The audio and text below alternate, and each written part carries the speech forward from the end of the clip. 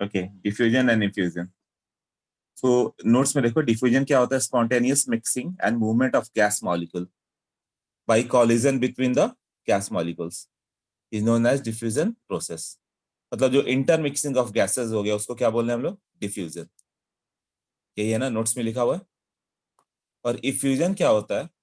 उसमें भी gas molecule pass through a very small hole, तब वो इफ्यूजन कहलाएगा। जैसे यदि रूम में कोई गैस है, तुम डोर को ओपन कर दे रहे हो, तो क्या होगा? वो कहलाएगा डिफ्यूजन।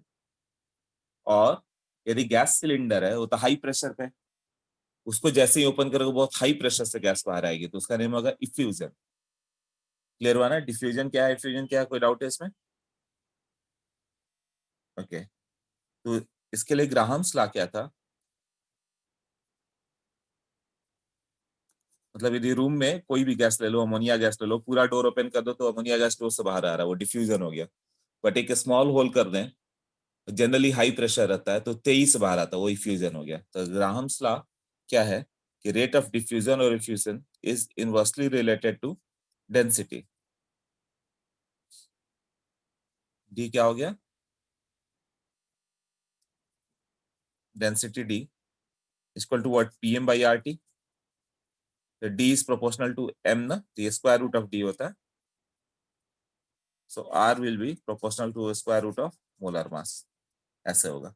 तो दो गैस यदि डिफ्यूज कर रहे हैं, तो r one by r two will be inversely related कर दोगे तो कितना होगा? Root over m two by m one. मतलब एग्जाम्पल हो गया, diffusion of H two with respect to O two, कौन कितना डिफ्यूज होगा? इसका रेट हो गया m O two by m H two, मतलब 32/2। 32/2 कितना हो गया?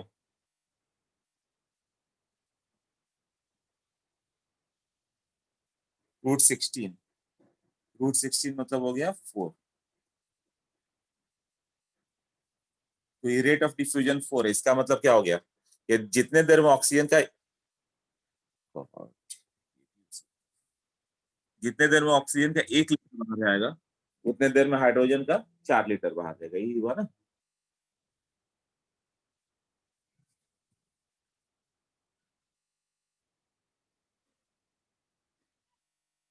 ओके, तो नोट्स में देख लो, ये दिया हुआ है। R1/R2 equal to root over M2/M1। तो R(2)/RO2 हो गया रूट ओवर 32/2। मोलर मास का रेशियो 4:1। सो रेट कैसे मेजर कर रहे हैं हम लोग?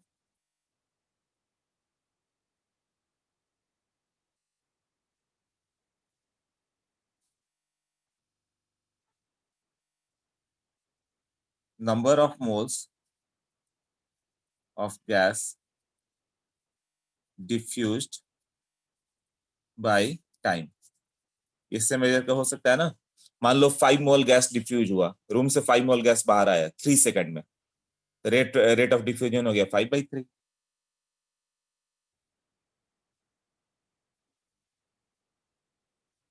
Number of mole is proportional to volume, तो क्या होगा? Volume of gas diffused by time. ये भी कर सकते हो।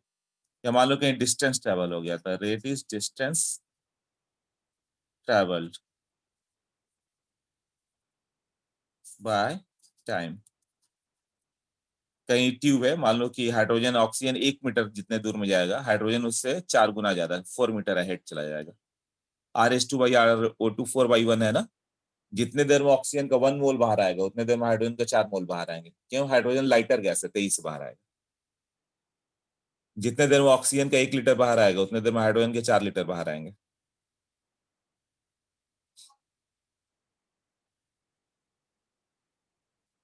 जितने देर में हाइड्रोजन ऑक्सीजन 1 मीटर जाएगा, उतने देर में हाइड्रोजन 4 मीटर चला जाएगा। तो डिस्टेंस के टर्म में भी लिख सकते हो। या कहीं प्रेशर ड्रॉप हो रहा हो बाई टाइम, मतलब मान लो हाइड्रोजन सिलेंडर में है तो 20 ATM प्रेशर है, 5 मिनट बाद जाओगे तो हो सकता है 12 ATM पे आ गया। तो rate of diffusion will be 20 से 12 पे आ गया, मतलब 8 ATM डिफ्यूज हो गया इन 5 मिनट। हाँ, तो ये 8/5 हो जाएगा ना। तो ये रेट का फॉर्मूला होगा अपना। अब इसका यूज क्या हो गया देखो, जैसे कि ये क्वेश्चन बहुत आते रहता है।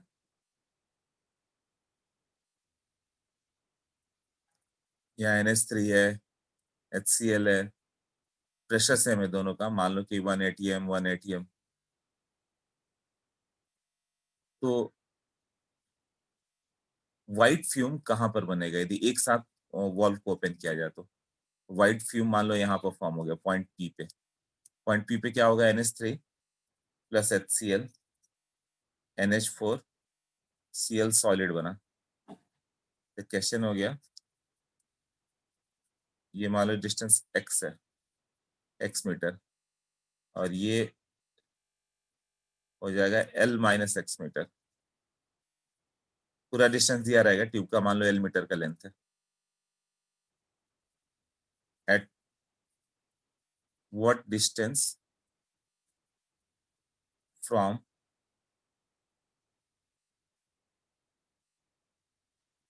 at what distance from NH3 end will white fume be formed?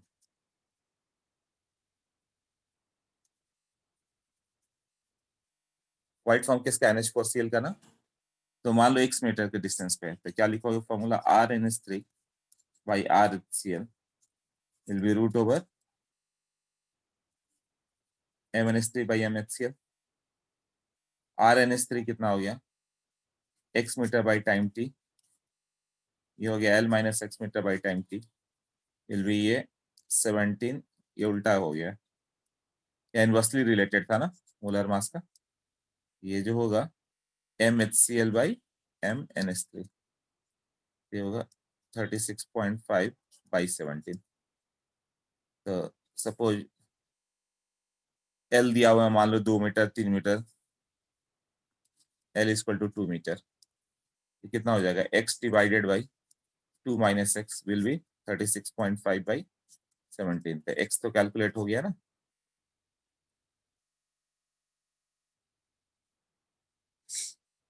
ये क्वेश्चन समझ में आ गया सबको कैसे किया?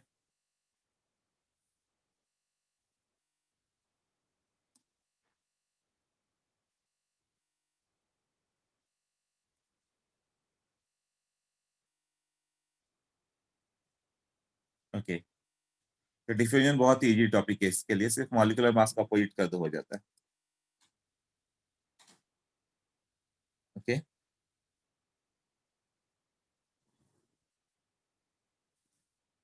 अब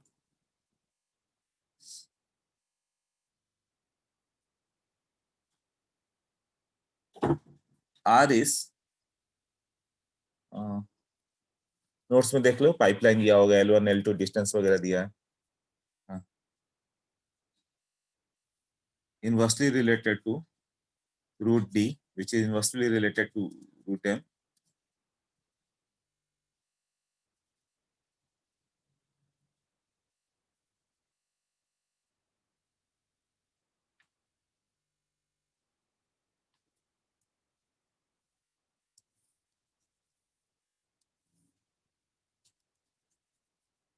If gases are at different pressure,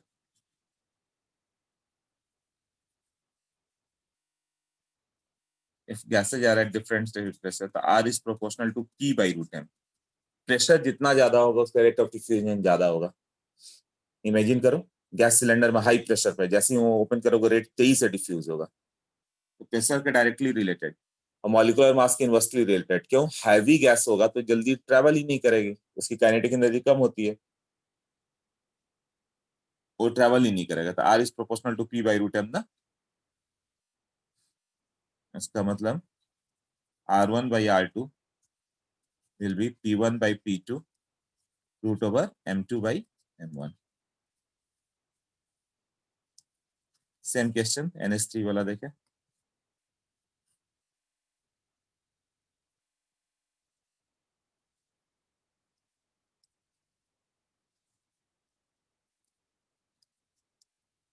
x metre, ये होगा 1 माइनस x मीटर। इधर 10 ATM पे NH3 ले लो और 50 ATM पे HCl। तो व्हाइट फ्यूम कहाँ फॉर्म करेगा? White fume at T।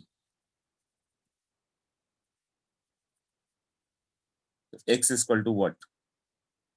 तो rate of diffusion of NH3 by rate of diffusion of HCl क्या होगा? Pressure of, directly pressure of NH3, pressure of HCl, root over molar mass of HCl by molar mass of NH3। तो NH3 का कितना लिखेंगे? x by time t will be 1 minus x by time t will be PNH3, PNH3 10, PHCl 50, root over 36.5 by 17। t cancel हो गया, x का value आ जाएगा। हाँ, ये बताओ क्लियर हुआ? प्रेशर अलग होगा तो क्या करेंगे?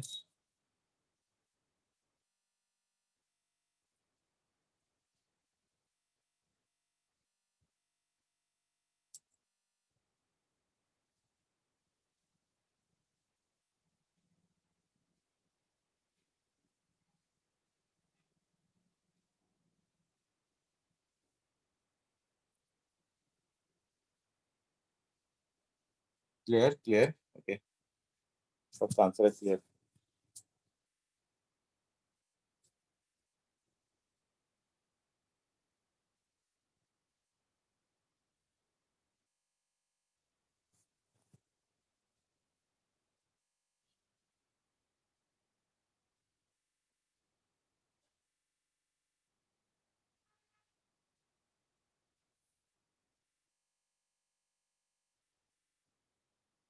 ये क्वेश्चन आते रहता है। एक टैंक हो गया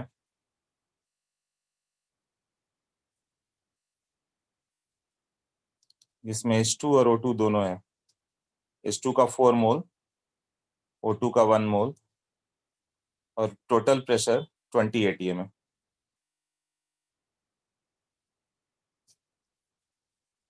फाइंड द कंपोजिशन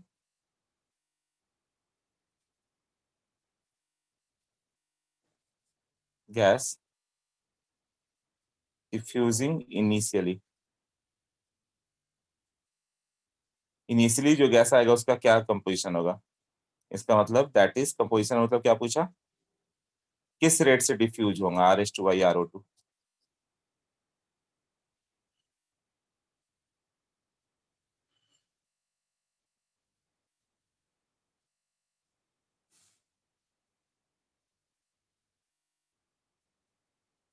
ट्राई करो।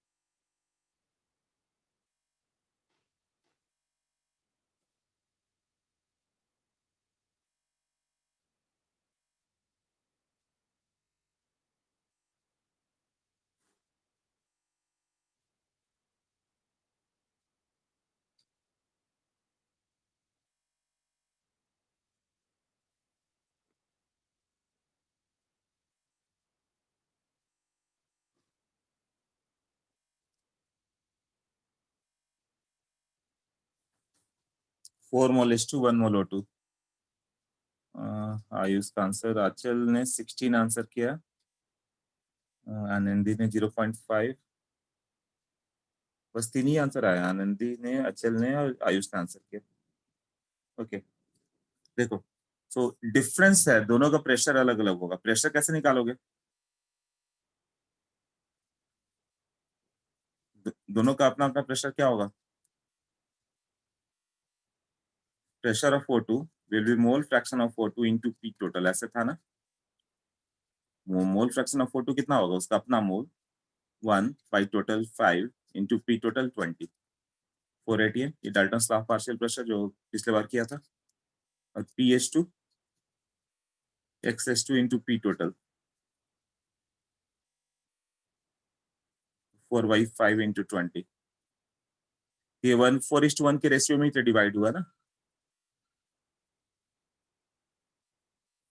ये 4 मोल था तो ये इसका टाइम 4 टाइम ज्यादा प्रेशर होगा, ये 1 टाइम होगा। इसका प्रेशर P है तो 4 है। PV equal to nRT, T is proportional to N। तो Dalton law of partial pressure वही है ना। तो O2 आ गया तुम्हारा 4 atm, क्योंकि 1 मोल था। तो H2 आ गया 16 atm, 1:4।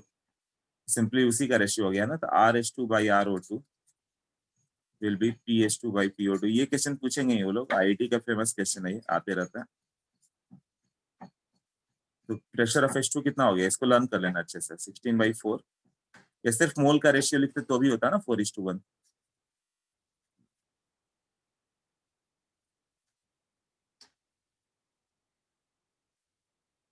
8:1, मतलब 1 मोल O2 बाहर आएगा, उतने देर में H2 का 8 मोल आएगा। कोई कंपटीशन लोगे तो 1 मोल O2 मिल जाएगा, H2 का 8 मोल मिल जाएगा। ऐसा O2 का 10 मोल मिलेगा तो इसका 80 मोल मिलेगा। अभी क्लियर हो गया ये?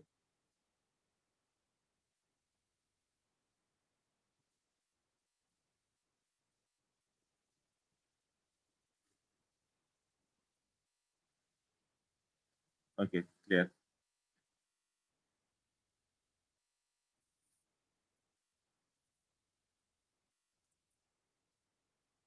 It should be 16:1।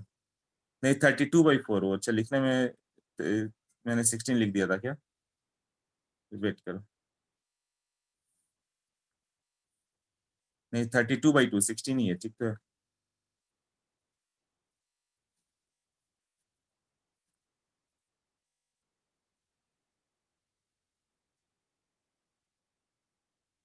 4 आएगा, 16:1 आ जाएगा, है ना? सही बोल रहे हो, लास्ट आंसर।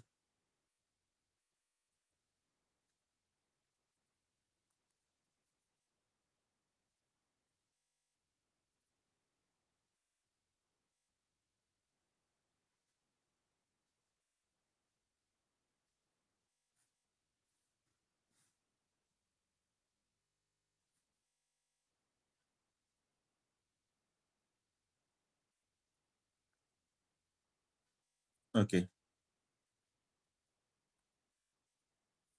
एक और क्वेश्चन हो गया। मान लो एक मैजिशियन है, इस तरह से कई रोज बैठे हुए हैं। उसने एक ओर से लाफिंग गैस स्टार्ट किया, एक ओर से टीयर गैस। 200 रोज है। यहाँ मैजिशियन है, उसने बैक साइड से टीयर गैस स्टार्ट किया, लोग रोना स्टार्ट हो गए। और यहाँ से उसने लाफिंग गैस डाल दिया, तो सामने वाले लोग हंसना स्टार्ट कर गए। इसका मोलर मास मान लो 176 हो गया। तो इधर से बैक साइड से टीयर गैस आ रहा है, पीछे वाले लोग रोते जा रहे हैं, आगे वाले हंस रहे हैं। तो किस रो की साइमल्टेनियस टेंडेंसी होगी to weep as well as laugh?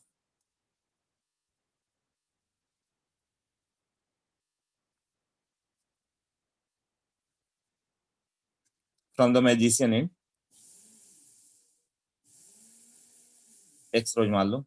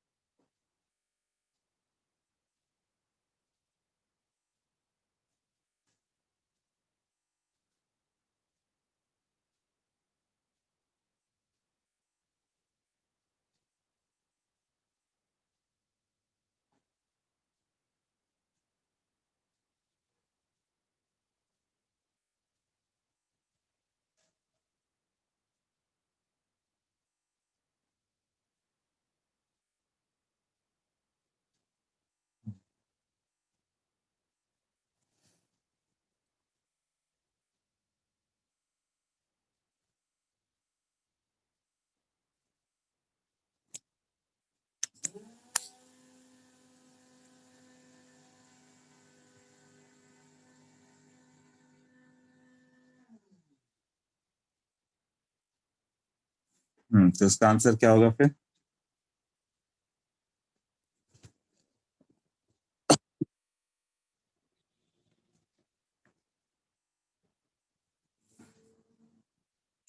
One 133। Okay. किसका आंसर? साहिल का। ओके। हाँ, तो यहाँ से मान लो गैस ने ट्रेवल किया एक्स रो, टाइम लगा टी। उतने देर में टीयर गैस ने कितना ट्रेवल किया? 200 - x, टाइम लगा टी। टीयर गैस का मोलर मास 176 और N2 का molar mass 44।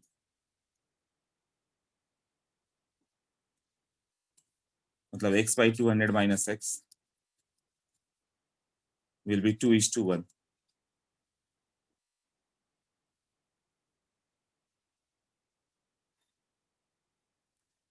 So x will be 133.3, है ना? 134th रो, यही होगा ना? उसके एंड से लाफिंग गैस मैंने माना है, ऐसे तारोज थे।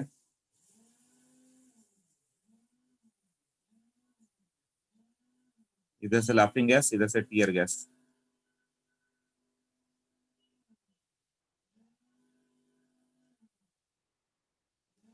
200 रोज थे।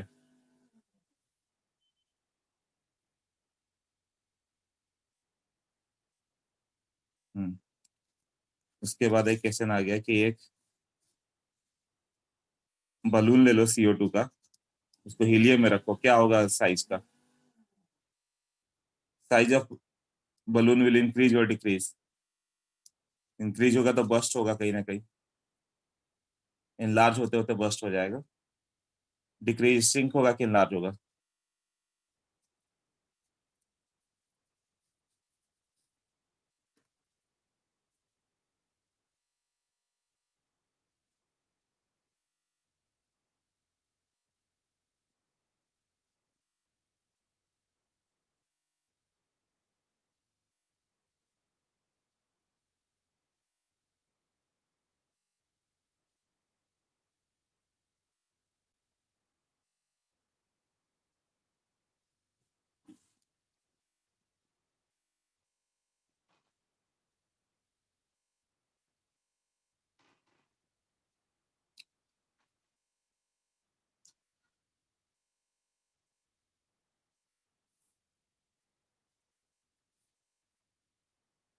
CO2 है इधर, ये पोरस हो सकता है, इधर से इधर जा सकता है।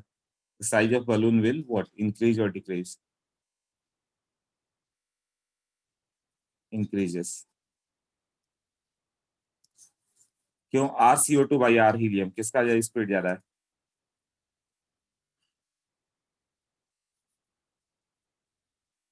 M helium by M CO2। ये हो गया 4/44। इसमें मतलब क्या हो गया? R CO2 is less than R helium ना, वो तो हैवीनेस से भी देख सकते हो। CO2 हैवी है, धीरे धीरे बाहर जा रहा है, और हीलियम तेजी से अंदर जा रहा है।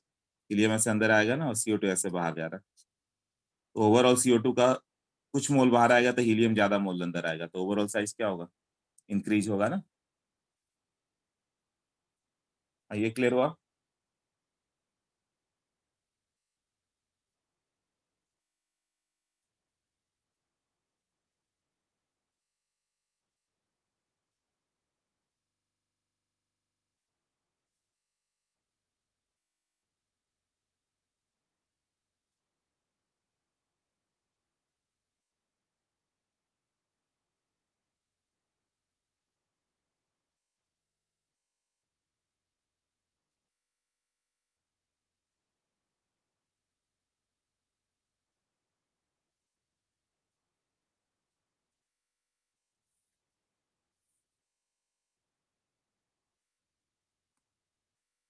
ओके,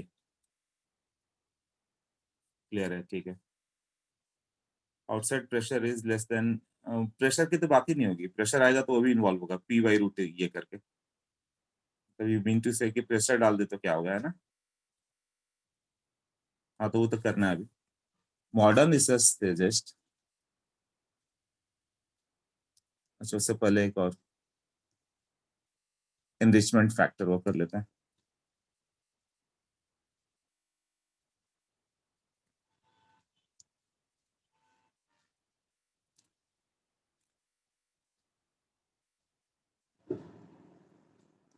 मान लो ये लार्ज रिजर्वायर है, इसका N1 मोल ए का है, ये नोट्स में दिया हुआ है, N2 मोल बी का है। यहाँ पे ऐसे स्टॉप कॉक लगा दो, जो ओपन करोगे तो इधर आएगा, तो यहाँ पे N1 डैश आएगा, N2 डैश आएगा।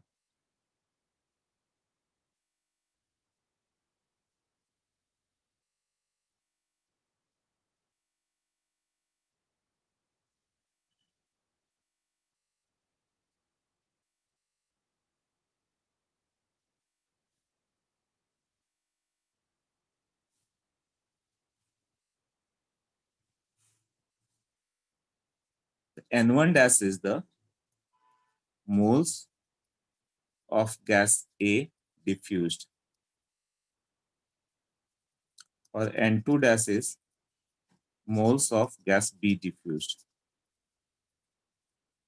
तो ये लिख सकते हो क्या, N1 dash by T by N2 dash by T किस रेशियो से आएगा, P A by P B root over M B by M में। प्रेशर मोल के रेशियो में आ जा रहा है, Dalton's law of partial pressure, N1 by N2 equal to root over M2 by M1, ऐसे लिख सकते हैं।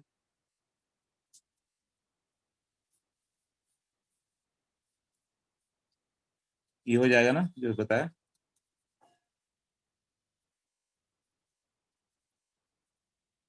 इसके बेस पे एनरिचमेंट फैक्टर। इससे पहले जल्दी से इसका बिगनर्स बॉक्स सॉल्व कर रहा था, बिगनर्स बॉक्स पे जाओ तो एवरीवन, खत्म ही हो गया ये सिलेबस। एक छोटा सा पॉइंट है, जल्दी आता नहीं है, बट बिगनर्स बॉक्स जल्दी से ओवर करो एवरीवन। जितने क्वेश्चन होते जाए बताते जाओ कौन कौन से क्वेश्चन किए अभी।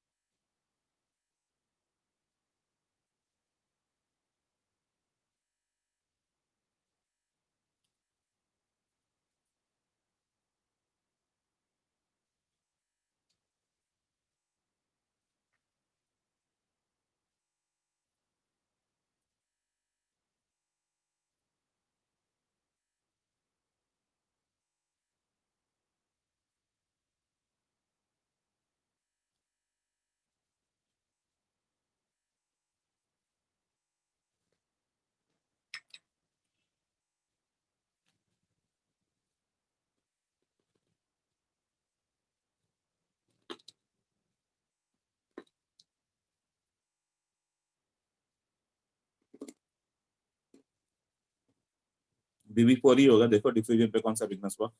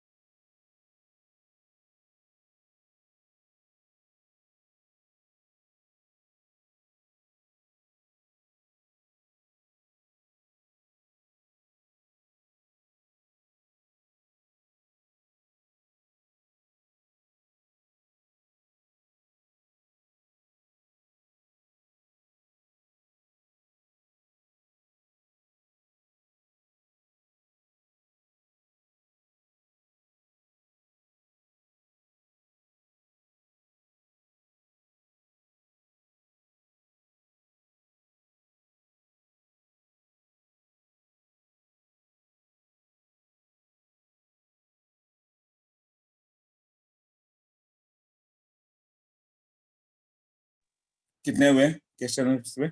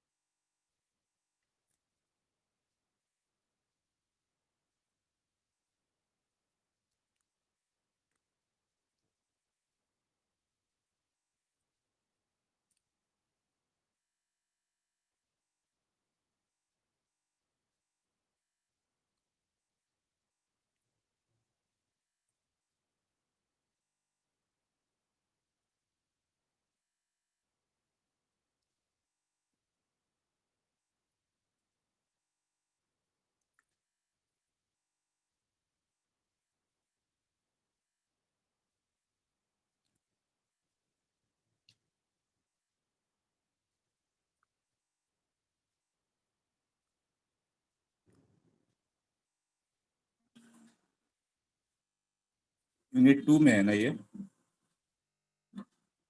यूनिट 2।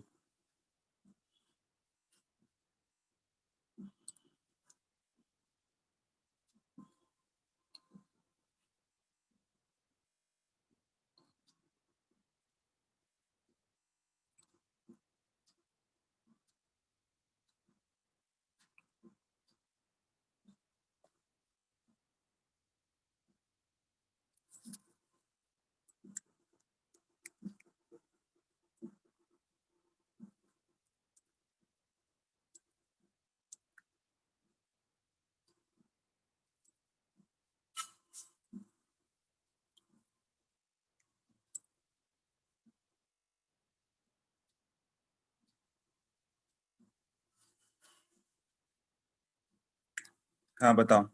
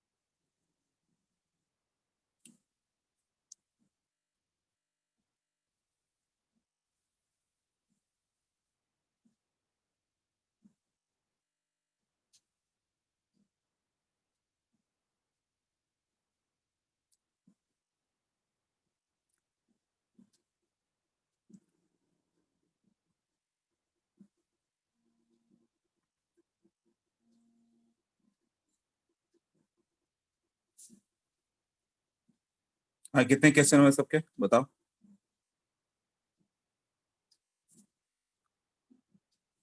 बिगनर्स बॉक्स में जल्दी से बताओ सब, everyone.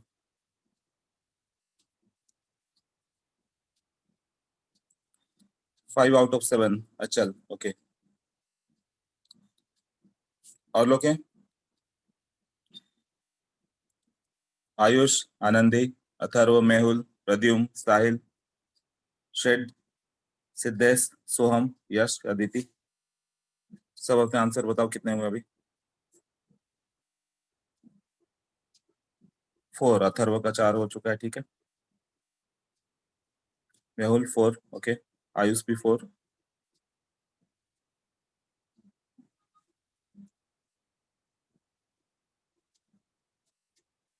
Finger sauce 4 done, okay साहिल गुड।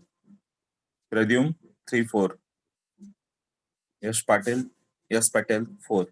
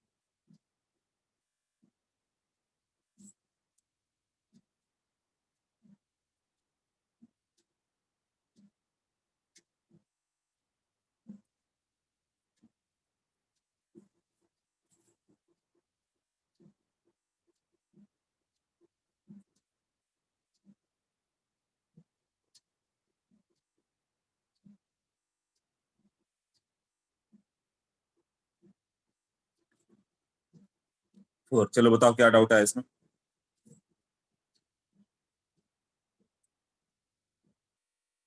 किस किस क्वेश्चन में डाउट है?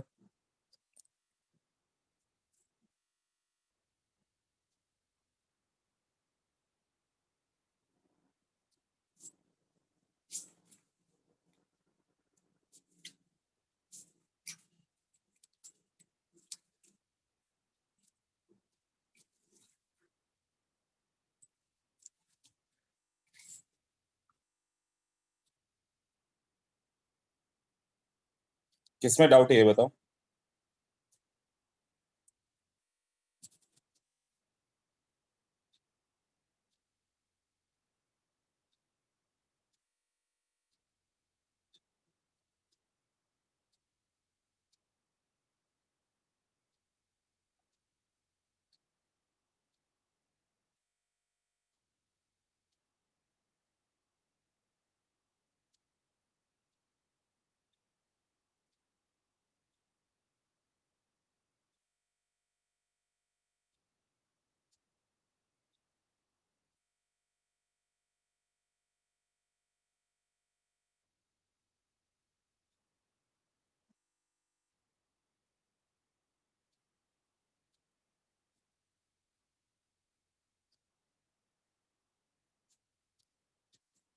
कोई डाउट नहीं है, सबका हो गया पूरा?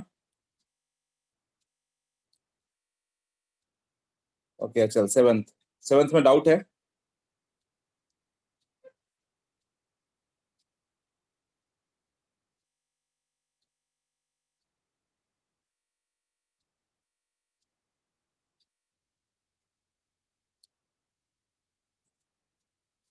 ओके।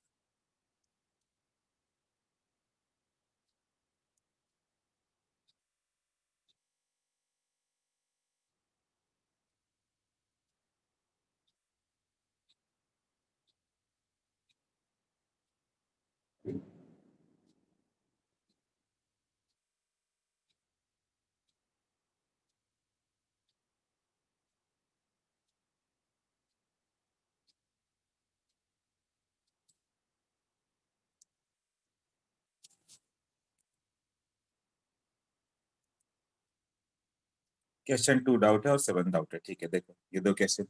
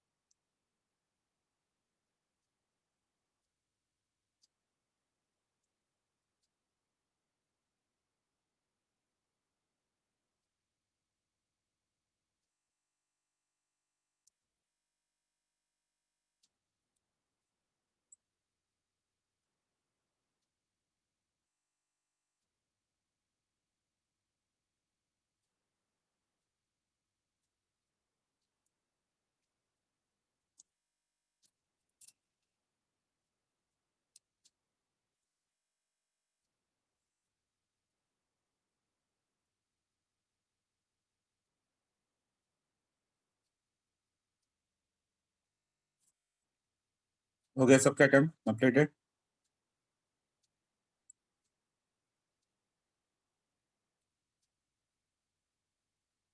ठीक है, तो क्वेश्चन नंबर टू और सेवन ही डाउट है ना? देखो if the pressure of a gas contained in the closed vessel is increases by 0.4%, when heated by 1 degree, its initial temperature must be. क्या है?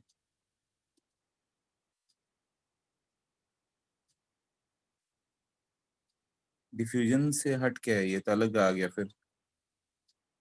डिफ्यूजन का नहीं, अलग हो गया ये सब। पीवी इक्वल टू एनआरटी वगैरह, Graham's of diffusion and effusion ही दिया है उसने। अच्छा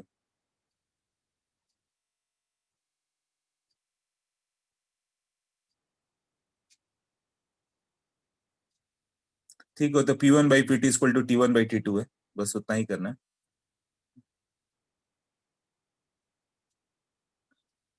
इसमें ग्राम्स ऑफ डिफ्यूजन का कोई क्वेश्चन नहीं है, नॉर्मल और सेकंड क्वेश्चन, मतलब कोई कंसेप्ट नहीं है। टेम्परेचर बढ़ा रहे हो 1 डिग्री से, तो प्रेशर 0.4% से बढ़ रहा है, तो इनिशियल टेम्परेचर क्या हो? Temperature 1 degree, pressure 0.4%। Question number 2, temperature delta T 1 degree, delta P 0.4%। यदि P1 100 है तो P2 हो गया 100 प्लस 100 का 0.4%। 0.4 था ना, तब तो डायरेक्ट 100.4 ही लिख दे, 100.4। और T1 हो गया T मान लो, तो T2 हो गया T+1। तो PV इक्वल टू nRT होता है, तो P is proportional to T ना। 100.4, पहले 100 ले लो, 100 से 100.4, पहले टेम्परेचर T था, बाद में T+1 हो गया। यहाँ से T कैलकुलेट कर लो, आ जाएगा। क्लियर हुआ अभी? सेकंड,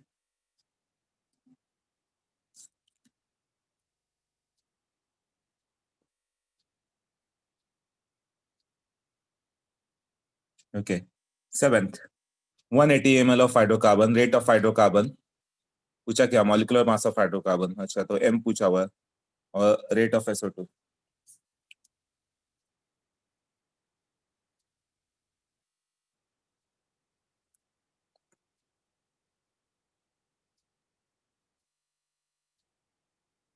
आंसर कितना है? 215 है, तो ये केल्विन है ना। Temperature PV equal to nRT।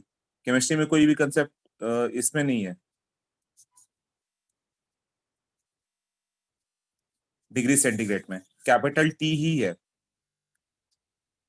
बताया था ना, डिग्री सेंटीग्रेड में एक फॉर्मूला नहीं है तुम्हारे पास, सारे केल्विन में है, तो ये सब केल्विन में है। हाँ, बट टेम्परेचर यदि 1 डिग्री से इंक्रीज हो रहा था, केल्विन में भी उतना ही से इंक्रीज होगा। जैसे टेम्परेचर 25 डिग्री है, तो T हो गया 298, और टेम्परेचर फिर 26 हो गया, तो ये T होगा 273 प्लस 26 299। तो डिफरेंस क्या होगा? डेल्टा T 1 केल्विन ही होगा। डिफरेंस वही आएगा ना, यहाँ डेल्टा T 1 डिग्री सेंटीग्रेड है।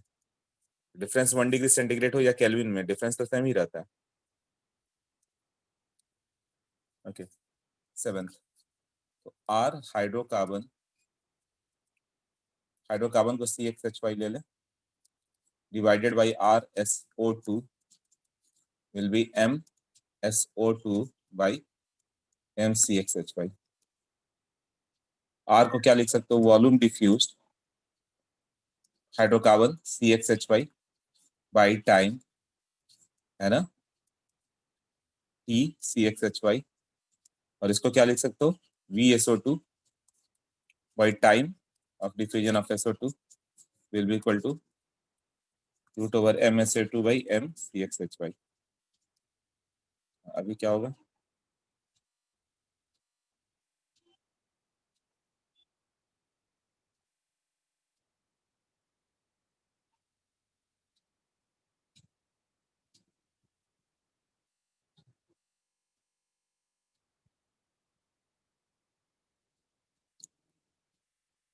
डेटा दिया होगा दोनों का।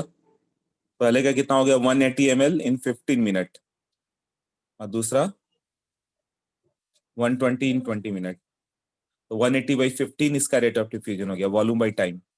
और SO2 का 120/20, ये 180/15,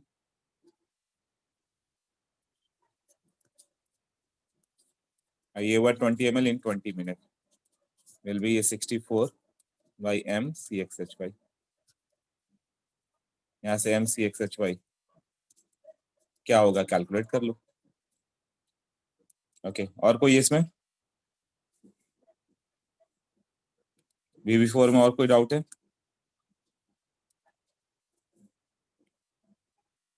no, all done. Okay, enrichment factor over कर लेते हैं, यही सिलेबस का लास्ट पॉइंट है।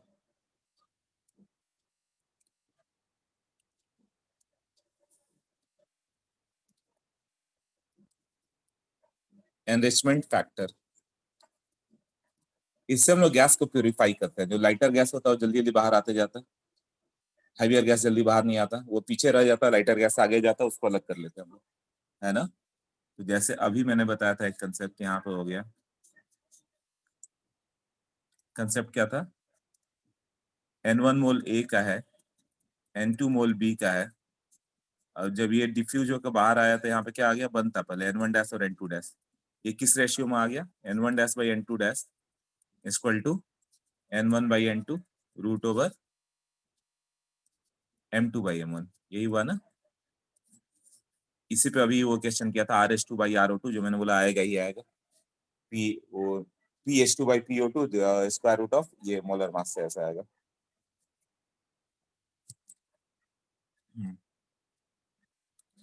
अब इसी पे बात करें हम लोग, एनरिचमेंट फैक्टर क्या होगा। इसी तरह से जैसे एक गैस से दूसरे गैस में जाओगे तो जो लाइटर गैस है ज्यादा डिफ्यूज होगा। जैसे एग्जांपल अभी दे दिया था मैंने कि मान लो ये कंटेनर हो गया,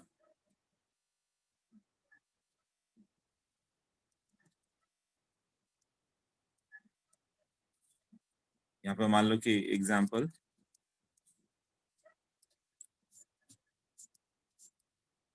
4 मोल O2 1 मोल H2 है। जब डिफ्यूज होकर पहुंचा तो यहाँ कितना मोल दोनों का आएगा? यहाँ N1 डैश और इसका N2 डैश पहुंचा,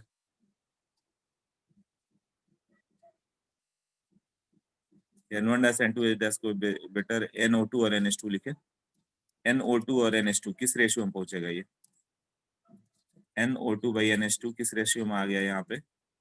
रूट ओवर 4/1, क्या था? PO2 था ना वो, मैंने लिखा PO2 by PH2 root over MH2 by MO2, ये किया हम लोगों ने। MO2 है और ये क्या होगा? ये हो गया NO2 by NH2 root over MH2 और MO2, ये हो गया 4:1, और ये मैंने लिख दिया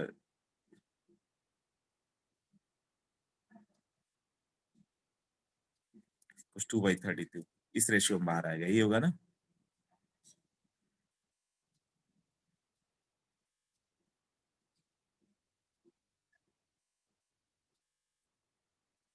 ये जो फर्स्ट चैम्बर में मोल था उससे प्रोपोर्शनल आएगा ना, 4:1, और यहाँ 2:32।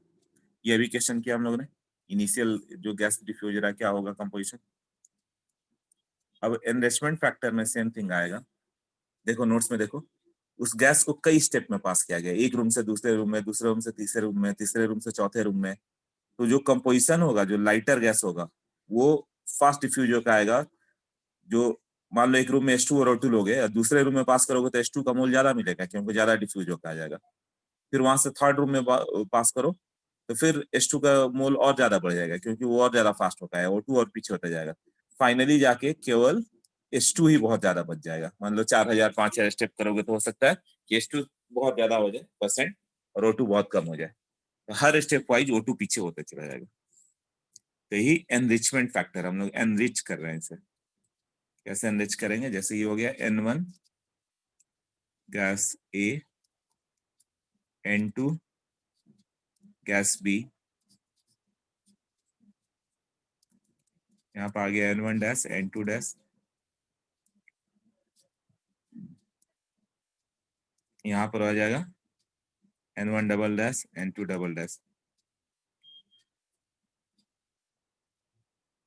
इनफाइनाइट टाइम के बाद मान लो यहाँ पे N1 फाइनल और ये यहाँ पे N2 फाइनल, ऐसे नोट्स में लिखा हुआ देखो। आफ्टर फर्स्ट स्टेप किस स्टेप पे आ रहा है?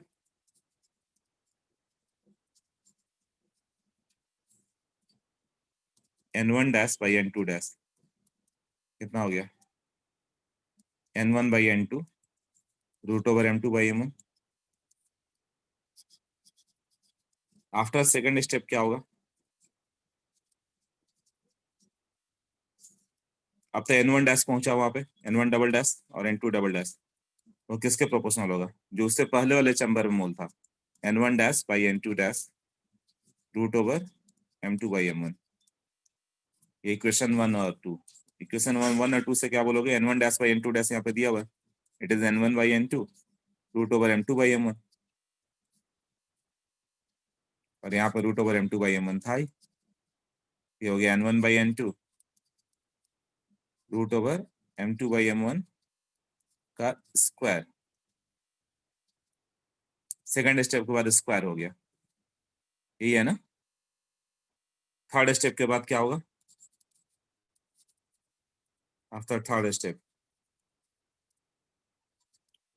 N1 triple dash by N2 triple dash होगा इनिशियल का मोल बाई ये क्यूब आ जाएगा, M2 बाई M1 का क्यूब। फोर्थ स्टेप के बाद ये पावर 4, फिफ्थ के बाद पावर 5, एक्स स्टेप के बाद पावर x, यही होगा ना? After x steps N1 dash by, या फाइनल लिखो, N1 final by N2 final will be N1 by N2 root over M2 by M1 का पावर x, जितना स्टेप हो। इस पे क्वेश्चन दिया हुआ है, तो सॉल्व एग्जांपल देखो, उसमें दिया हुआ है। गिवन क्या है?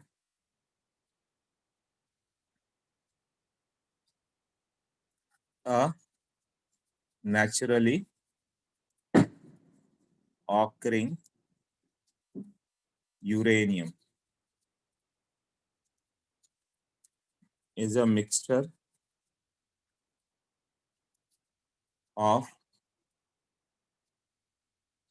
1 mole percent of U-235 and 99 mole percent of U-238.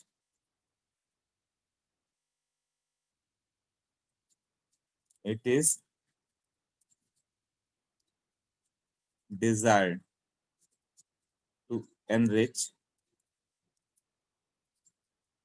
U-235 by 5%.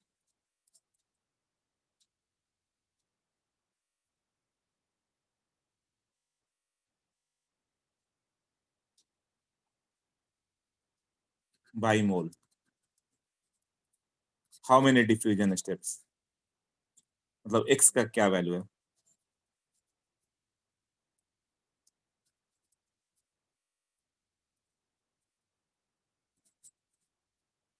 तो ऊपर वाला जो फॉर्मूला उसमें पुट करोगे, यूरेनियम कैसे था? 1 मोल U-235 है, 99 मोल 238 है। तो इसी से इन लोगों ने क्या किया था ना, जापान पे जो पहला बम गिराया गया था, एटम बम जो था, वो गिराया गया था 1945 में, 70 ईयर्स पहले, है ना? 75 years before.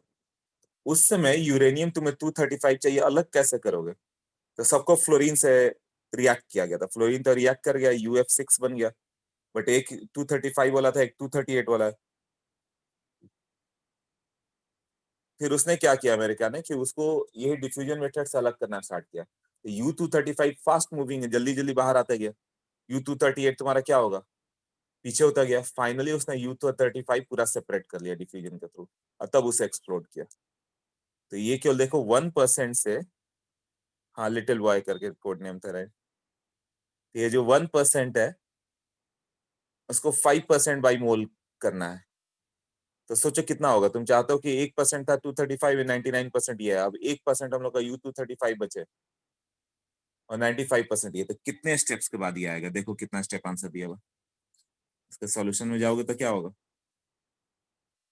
N1 final by N2 final will be N1 by N2 root over M2 by M1 का पावर x।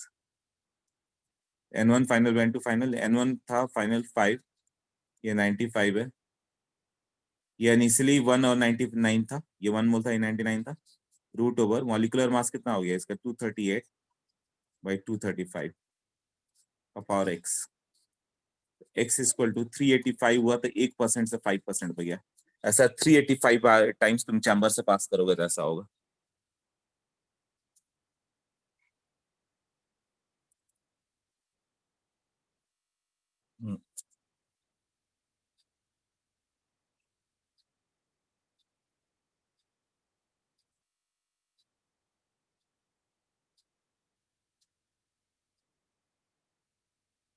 क्लियर हो गया सबको अभी ये? इसके बाद इस पे तो क्वेश्चन ही है सब। हाँ, एक और पॉइंट लिख देता हूँ तो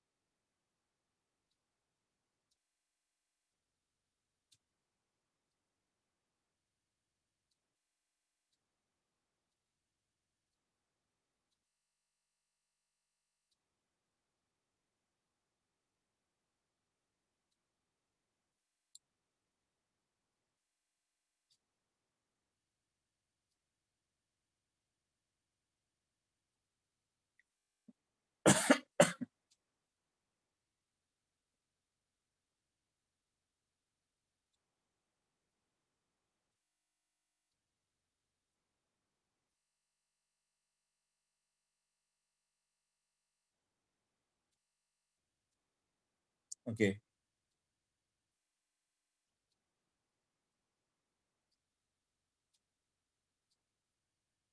पॉल्यूशन ना, मौसम से प्रॉब्लम, तो खांसी हो गई ऐसे ही।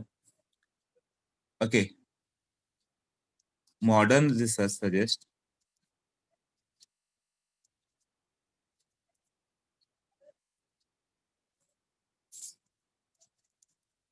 R is proportional to delta P into A by root over Tm। ये अपने बुक में भी दिया हुआ। Rate of diffusion directly related to what? Pressure, और inversely related to molar mass, यही है ना? सो एरिया पे डिपेंड करेगा। जिसका मान लो तुमने विंडो ओपन किया तो उसका रेट ऑफ डिफ्यूजन स्लो होगा, डोर ओपन कर दोगे तो रेट ऑफ डिफ्यूजन फास्ट होगा। डोर का एरिया ग्रेटर है। प्रेशर डिफरेंस, जो हाई प्रेशर पे तेजी से डिफ्यूज होगा, जो लो प्रेशर पे कम डिफ्यूज होगा। मॉलिक्यूलर मास का तो मालूम ही है, पी बाई रूट एम तो पहले ही कर चुके हम लोग। टेम्परेचर के भी इनवर्सली रिलेटेड है। टेम्परेचर हाई होगा तो थर्मल इरिटेशन बढ़ जाता है, मॉलिक्यूल इधर उधर स्ट्राइक करने लगता है, तो रेट ऑफ डिफ्यूजन स्लो हो जाता है। तो प्रेशर के डायरेक्टली रिलेटेड, एरिया के डायरेक्टली रिलेटेड, और टी और एम के इनवर्सली रिलेटेड। कई बार देगा कि दो अलग अलग कंटेनर है, इसमें एक का एरिया है, मान लो कि क्यूबिक एरिया है 1 मीटर क्यूब का, एक का 3 मीटर का क्यूबिक एरिया है, वहाँ एरिया भी लेना पड़ेगा ना R1/R2 में। मतलब कि जैसे मान लो ऐसे सर्कुलर बना दिया, इसका रेडियस 1 सेंटीमीटर ले लिया, है ना? यहाँ पे PnS3 ले लिया गया 10 ATM, और यहाँ पे सिमिलरली SO2 ले लिया।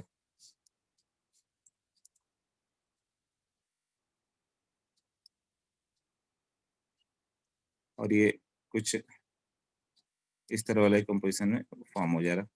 इसका मतलब ए मान लो 1 सेंटीमीटर है, तो किस रेशियो में जाएगा? इसको SO2 ला लो, इसका प्रेशर मान लो 50 ATM है, तो RnS3 बाई RSO2 किसके प्रोपोर्शनल होगा? PnS3 AnS3 divided by P A के डायरेक्टली रिलेटेड है ना, PSO2 ASO2 MSO2 by MnS3, PnS3 by PSO2 कितना होगा 10/50।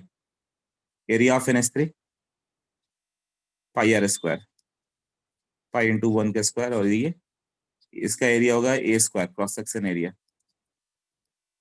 और ये होगा MSO2 64/17। हाँ, कैसे वैल्यू पुट किया, क्लियर हुआ?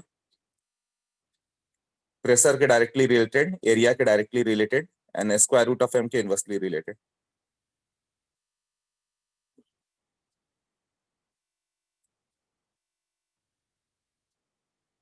Okay, clear?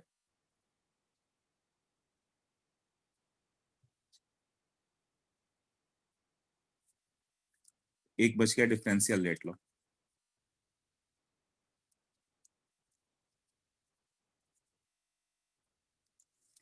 वो गैस डिफ्यूज होगा dp by dt equal to k into P by root M. ऐसे होता है ना रेट ऑफ डिफ्यूजन। रेट को माइनस dp बाई dt लिखते हैं, क्यों? रेट पॉजिटिव होना चाहिए। तो कभी भी कोई चीज डिक्रीज होता है तो माइनस dp बाई dt हो जाता है, तभी होगा ना। dp मान लो कि 10 atm से 2 atm पे आ रहा है, तो डेल्टा पी तो निगेटिव हो गया ना, 2 - 10। इसे पॉजिटिव बनाना था, पहले एक माइनस साइन यहाँ पे दिया। Rate of diffusion minus dp by dt,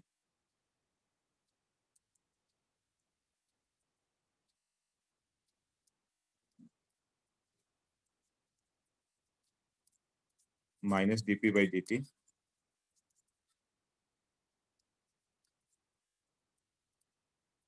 dp by p will be k dt by root M.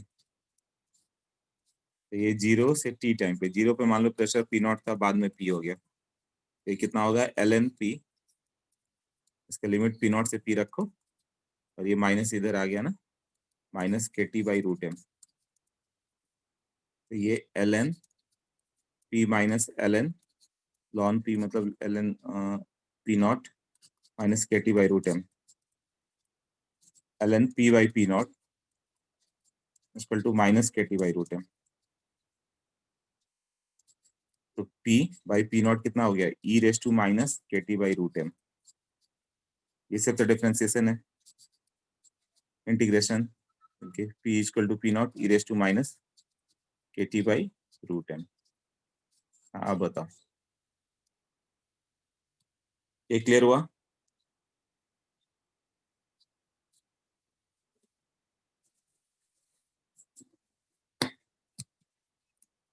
चलो, तो अपना काम खत्म होता है यहाँ पे। अब बताओ, क्वेश्चन में कौन सा डाउट है?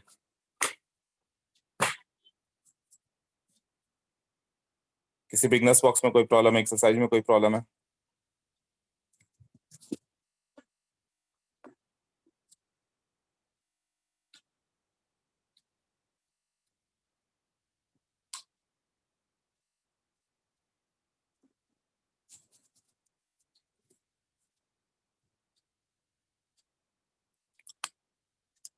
बताओ, डाउट्स क्या क्या है, बुकलेट में कोई डाउट है?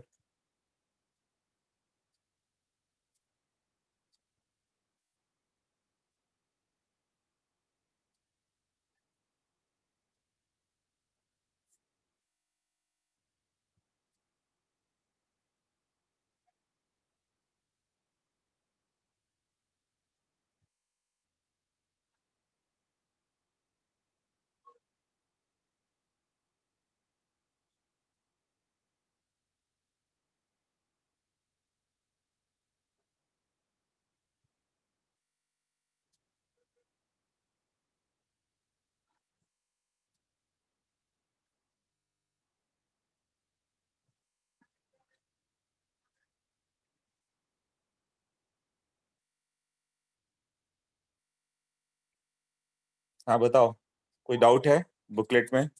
क्वेश्चन नंबर बताओ मुझे, या असाइनमेंट भेजा उसमें कोई डाउट है वो बताओ।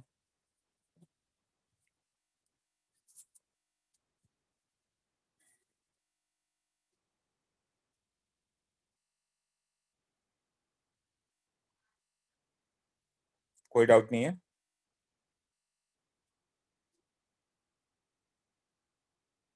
बिगनर्स बॉक्स भी हो गया। ठीक है, जाओ फिर मीटिंग ओवर करता हूँ मैं।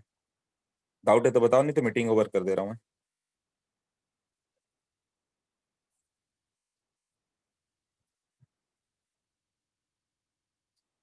एक्सरसाइज 3, बोलो।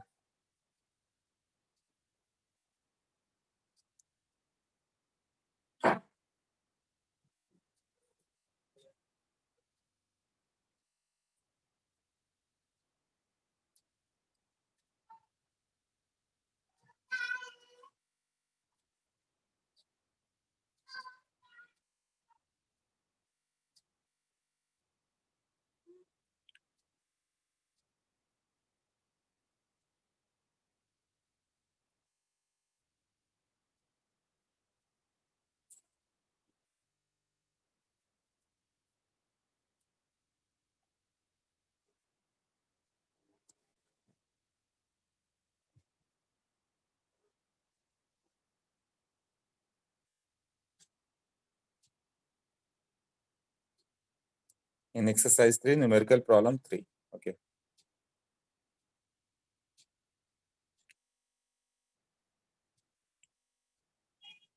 Exercise 3, कौन सा exercise 4A है?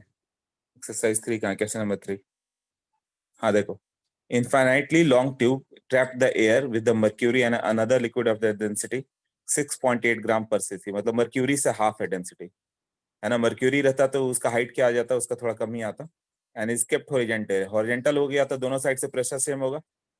एयर का प्रेशर और एटमॉस्फेरिक प्रेशर दोनों 75 ही होगा।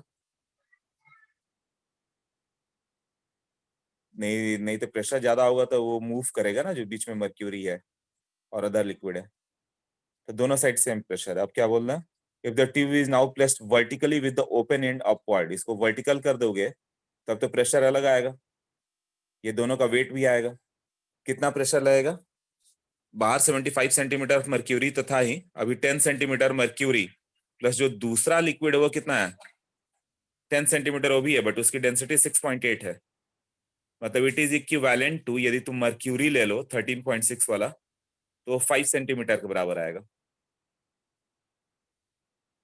ρ1 H1 = ρ2 H2, जो बताया था कि वाटर रखोगे तो 10.33 मीटर लॉन्ग जाने को 1 ATM जाता है। तो यदि 13.6 वाला रखोगे डबल हैवी, तो वो 5 सेंटीमीटर ही काफी है। तो टोटल प्रेशर कितना हो गया, 10 + 5 15, और ये 75। अभी कितना होगा, 24 पहले था। अच्छा क्वेश्चन है, बहुत ही अच्छा क्वेश्चन है।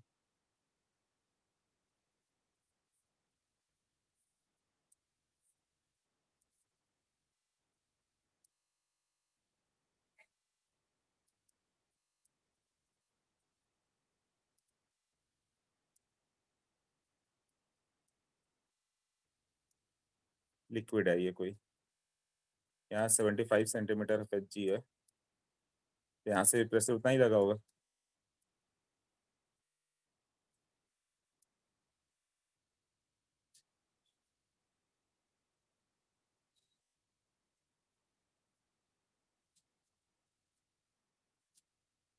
अब इसको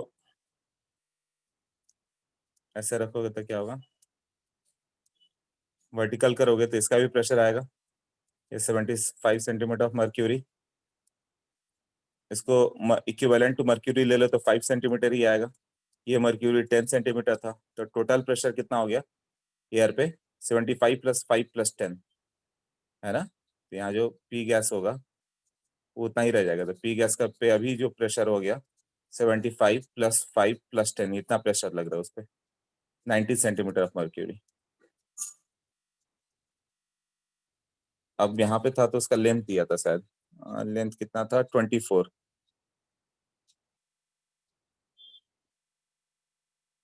लेंथ 24 है। यहाँ पे एरिया मान लो 24 सेंटीमीटर है। तो जब तुम इसको स्टैंड करोगे तो जो गैस हो गया इसका temperature remain same, T constant है। तो जो गैस ट्रैप्ड है उसके लिए P1 V1 = P2 V2 लगा सकते हो। बहुत ही इंपॉर्टेंट सम है ये। तो कितना होगा, P1 V1/P2 V2। पहले प्रेशर कितना था 75, वॉल्यूम कितना हो गया, एरिया इंटू हाइट ले लो, हाइट कितना है 24, बाद में प्रेशर आ गया 90, एरिया इंटू हाइट मान लो x हो गया, तो x का वैल्यू आ जा रहा है ना, कितना होगा। और उसी को अप साउथ डाउन रख देते तब क्या हो जाता है, ऐसे ऐसे रख दोगे तो कितना हो जाएगा, ये 15 सेंटीमीटर ऑफ मर्क्यूरी है, ये 75 लग रहा है, तो यहाँ पर क्या आ जाएगा, 60 होगा। तभी तो इक्विलिब्रियम होगा ना, 60 + 75, और ये बाद में 75। ऐसा क्वेश्चन कर दिया जाए कि उल्टा रखेंगे तो क्या होगा, तभी P1 V1 रखोगे तो कितना होगा, पहले था 75, उस समय इसका लेंथ था 24, बाद में प्रेशर कम हो गया एयर का, गैस का, वो 60 पे आ गया, तभी क्या हाइट होगी, ये निकालना आना चाहिए था, है ना। ये मेन था manometer concept.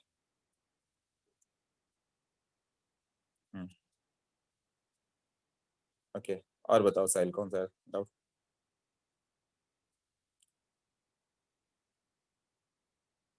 26, 30, 36, 39, 46 of question bank. Question bank कौन सा, पीछे दिया हुआ है कोई क्वेश्चन बैंक, पेज नंबर, या जो मैंने असाइनमेंट भेजा वो बोल लो।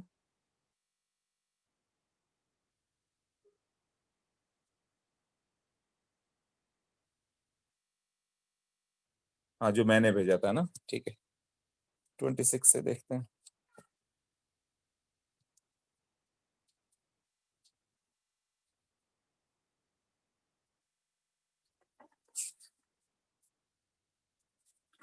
एक्सरसाइज 1 जो था ना, देखो 26, 30, 39, 36, आइडियल गैस लॉ है ना।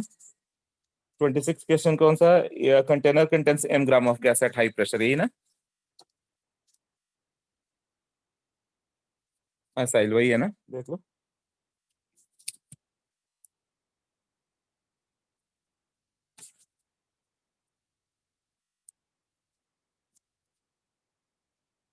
हाँ करेक्ट, ठीक है, देखो इसमें 26, 30, 36, 26, 30, 36,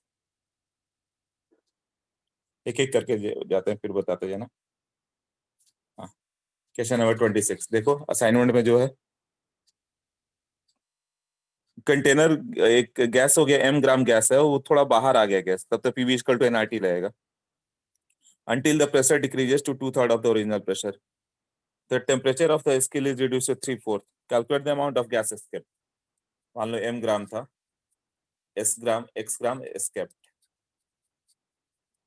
तो PV = nRT होता है, तो P1 V1 by P2 V2 = N1 T1 by N2 T2, दो कंडीशन पे है ना। पहले प्रेशर मान लो P0 था, तो बाद में प्रेशर कितना हो गया,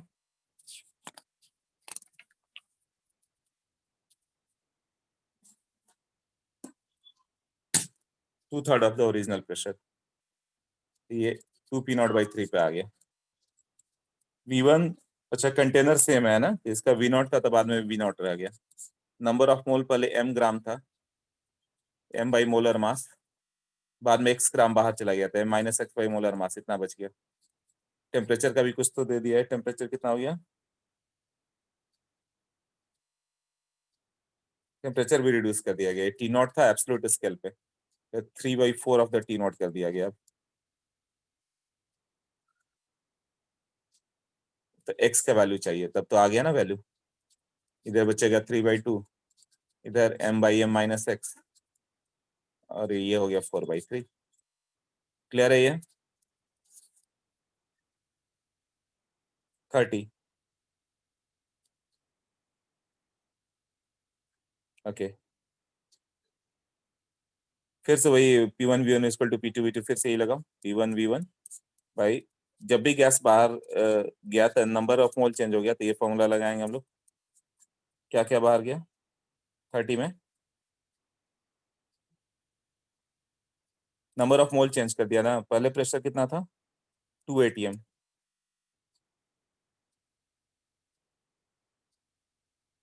2 atm, volume 2 litre, number of mole n, r, temperature T।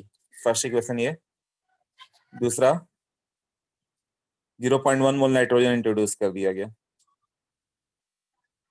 Pressure constant है, मतलब प्रेशर को 2 ही रखा गया, वॉल्यूम भी 2 ही रख दिया गया, बट नंबर ऑफ मोल बढ़ गया, n प्लस 0.1 हो गया। आर टेम्परेचर का क्या हुआ है, 0 डिग्री सेंटीग्रेड, मतलब 273 केल्विन। इससे तुम्हें क्या क्या कैलकुलेट करना है, एन और टी। तो दो अननोन, दो इक्वेशन है, दो अननोन एन है और टी है, दो इक्वेशन भी है, डिवाइड कर दोगे एन और टी में एक इक्वेशन आएगा, या फिर प्रेशर उतना ही रखा है ना।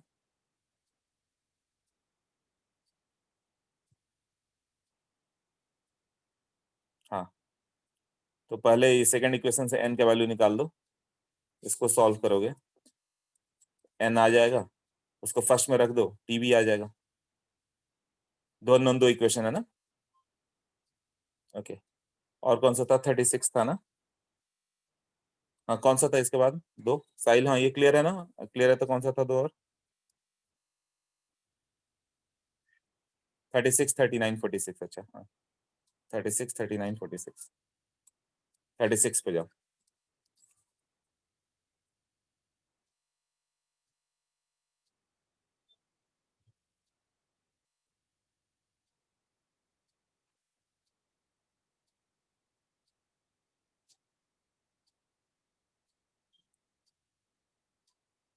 इनिशियल प्रेशर दिया हुआ 5 atm, temperature 30 degree, gas is expanded at 30 degree centigrade, मतलब मोल कांस्टेंट है, मोल का कोई रोल नहीं है, तो अदर लॉ से आ जाएंगे। जब मोल कांस्टेंट होगा तो बाकी Boyle's law, Charles law, combined gas law सब वैलिड है। गैस को एक्सपेंड किया गया 30 डिग्री पे, इससे वॉल्यूम इसका पहले से ज्यादा हो गया, 100 था तब 160 आ गया, टेम्परेचर सेम रखते हुए। तो यहाँ तो बॉयल्स लॉ आएगा, P1V1 इक्वल टू P2V2, तो वॉल्यूम 100 से 160 हो गया, तो प्रेशर 5 से क्या होगा वो आ जाएगा। Now quantity of the gas in the vessel increase by 20% of the initial volume, तो यहाँ क्वांटिटी बढ़ा दिया गया, तो फिर से आइडियल गैस लॉ लगाओगे। तो finally the temperature is adjusted at constant volume till the gas pressure is again 5 atm. Find the final temperature। ठीक है, बस सॉल्व करते जाना, 36 है ना, पहले था ये 5 atm,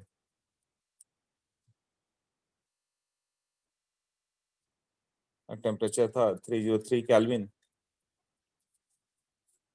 वॉल्यूम V है, अब इसको 30 डिग्री ही रखा गया, 303 केल्विन ही, इसका वॉल्यूम V0 था, तो अब ये 1.6 V0 हो चुका है। तो यहाँ प्रेशर क्या होगा, पहले तो P1V1 equal to P2V2, P1V1 equal to P2V2 Boyle's law, 5 into V0 equal to P2 into 1.6 V0, तो P2 का वैल्यू आ गया 5/1.6 atm।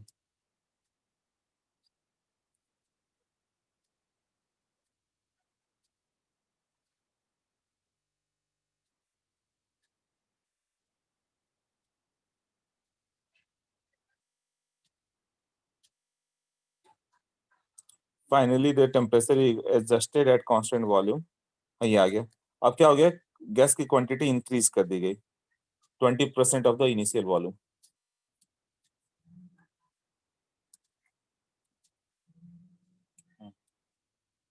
यहाँ पे जो गैस था अभी कितना था, 5/1.6 atm, वॉल्यूम है 1.6 V0, और इसमें मान लो कि m ग्राम था,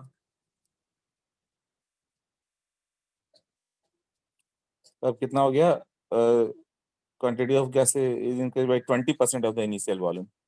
m ग्राम मतलब मान लो n0 मोल था, तो नंबर ऑफ मोल्स भी बढ़ा के 1.2 n0 कर दिया गया, यहाँ पे 1.2 n0 कर दिया गया, वॉल्यूम उतना ही रखा गया।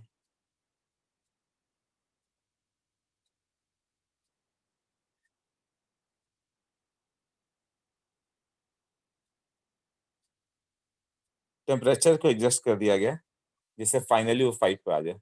यहाँ था पहले 303 केल्विन, इससे इसको फिर से 5 एटीएम पे लाया गया, तो ये टेम्परेचर फाइनल क्या होना चाहिए कि 5 पे आ जाए।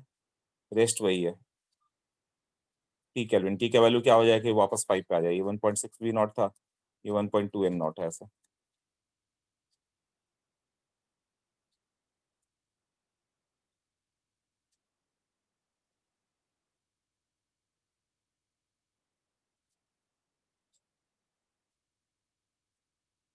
तो फर्स्ट एंड लास्ट कंडीशन पे भी P1 V1 PV equal to NRT लगा देते तो भी आ जाता, इतना घूमना नहीं पड़ता। ठीक है, नंबर ऑफ मोल यहाँ से यहाँ तक तो कांस्टेंट ही है, तो फाइनली टेम्परेचर कितना करेंगे तो आएगा, तो ये P1/T1 वॉल्यूम तो कांस्टेंट है ना, इक्वल टू P2/T2, और कुछ नहीं करना था इसमें। P1 था 5/1.6 भाई, टेम्परेचर 303 पे, बाद में 5, नहीं नंबर ऑफ मोल, हाँ नंबर ऑफ मोल तो रिमेन सेम ना, और ये होगा टी केल्विन। इसका आंसर देखो कितना आ रहा है।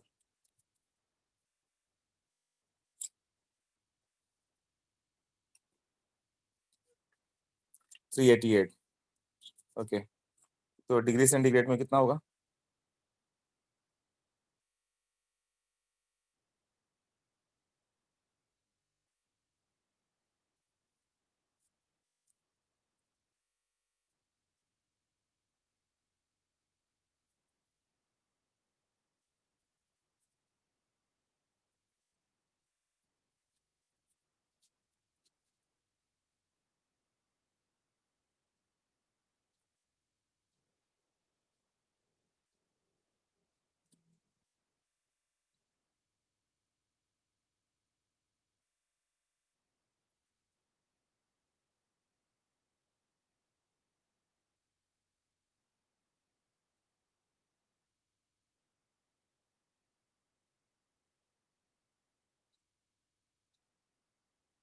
ओके ठीक है, आंसर आ जा रहा है ना।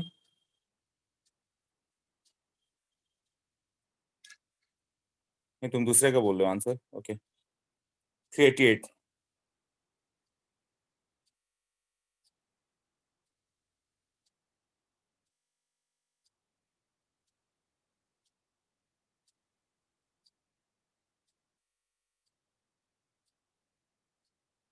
ठीक है, जो भी आएगा यही आंसर होगा, ऐसा है ना।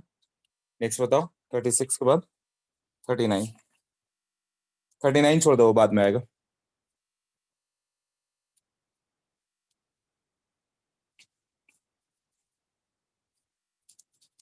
हाँ बताओ नेक्स्ट। और असाइनमेंट से कुछ है अगले डाल्टन क्लास से भी है, या इसका ऑब्जेक्टिव से कुछ है।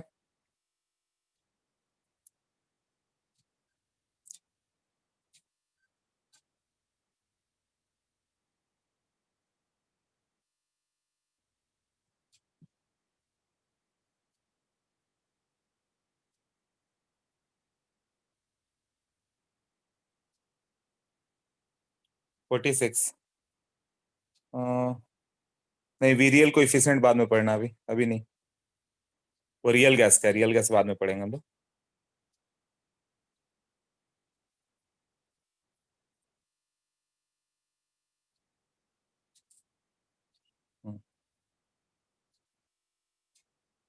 ओके, और कोई है बताओ।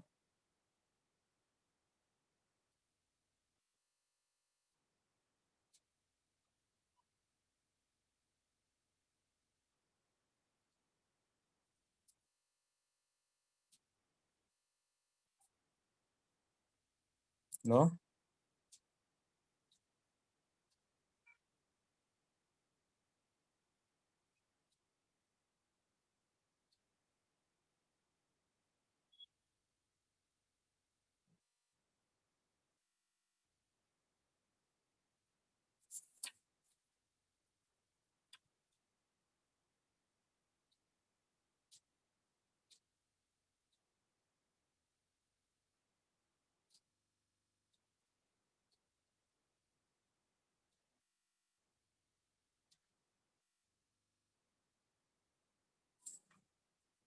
ठीक है, चलो फिर मिलते हैं नेक्स्ट टाइम। ओके, चलो all right, bye bye then.